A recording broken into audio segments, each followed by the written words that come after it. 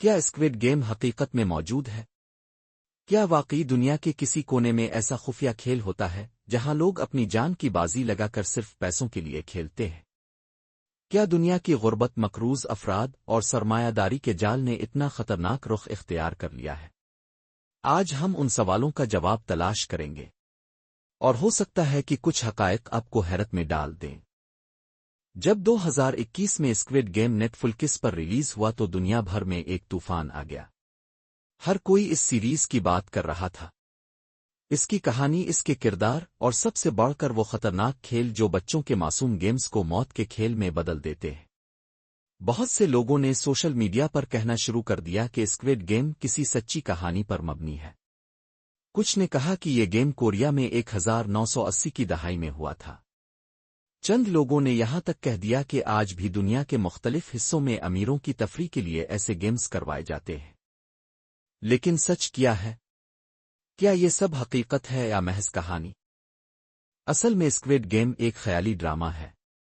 کوئی سرکاری ریکارڈ، کوئی مستند ثبوت گواہی موجود نہیں ہے جس سے ثابت ہو کہ کبھی اس طرح کا کوئی جان لیوا کھیل حقیقت میں ہوا ہو۔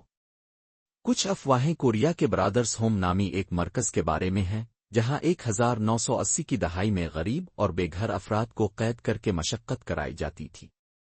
مگر اسکویڈ گیم کے خالق نے واضح طور پر کہا کہ یہ کہانی مکمل طور پر ان کے خیالات، تجربات اور مشاہدات پر مبنی ہے، نہ کہ کسی ایک مخصوص واقعے پر۔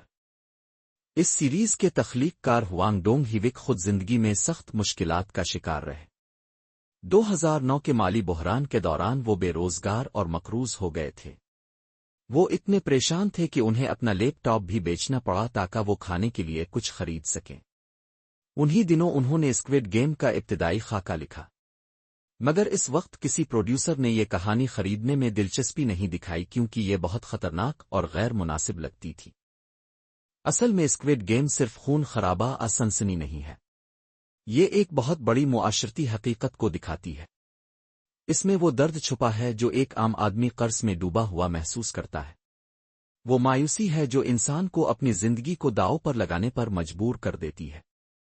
ہوانگ نے خود کہا کہ یہ گیمز ان لوگوں کی نمائندگی کرتے ہیں جو ہر روز زندہ رہنے کے لیے کسی نہ کسی شکل میں مقابلہ کر رہے ہیں۔ اس سیریز میں دکھائے گئے گیمز جیسے red light green light candy توڑنے والا کھیل دراصل کورین بچوں کے مقبول کھیل ہیں، مگر انہیں اس کہانی میں ایسے انداز میں پیش کیا گیا ہے جہاں ہارنے کا مطلب موت ہے۔ یہ پیغام دیتا ہے کہ ایک ایسی دنیا میں جہاں امیر اور غریب کا فرق بہت بڑا ہے، وہاں بچپن کی معصومیت بھی خطرے میں پڑ سکتی ہے۔ اسکویڈ گیم کی سب سے بڑی خوبی یہ ہے کہ یہ محض ایک سنسنی خیز کہانی نہیں بلکہ معاشی نظام پر ایک گہرا طنز ہے۔ یہ دکھاتا ہے کہ کس طرح لوگ صرف پیسوں کے لیے اپنی عزت، اپنی جان اور اپنی انسانیت بھی قربان کرنے کو تیار ہو جاتے ہیں۔ ماسک پہنے گارڈز اور وی آئی پیز کی موجودگی ہمیں اس طاقت کے نظام کی یاد دلاتی ہے جو پیسے والوں کو انسانوں کے کھیل کا مالک بنا دیتا ہے۔ اب سوال یہ ہے کہ اگر یہ سب فرضی ہے تو پھر لوگ اسے اتنا سچا کیوں محسوس کرتے ہیں؟ وجہ یہ ہے کہ اسکویڈ گیم ہمارے ارد گرد کی دنیا کو آئینہ دکھاتا ہے۔